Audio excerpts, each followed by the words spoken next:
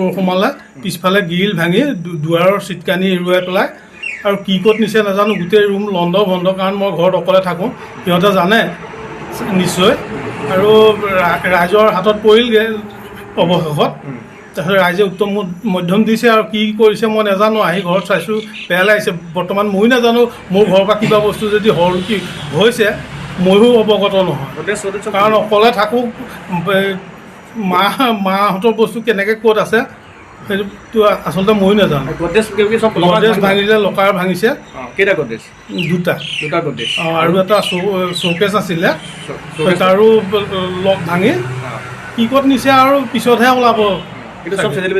চব চেদেলি ভেদেলি ক'ৰ হয় চৌক এটা গম পাইছে চব লালপুৰ বুলি কৈছে কিবা খাৰুপেটীয়া বেছিমাৰি সেইফালৰ কি কাম কৰে জানা নেকি বা শুনা মতে আমাৰ গাঁৱৰ মানে এই আদিবাসী গাঁও এখন আছিল তেওঁলোকে চিনি পাইছে কোনোবাই এই লোহা লস্কৰ বেপাৰী আৰু ভগা চিগা দুইটা নে এটা বুলি কৈছে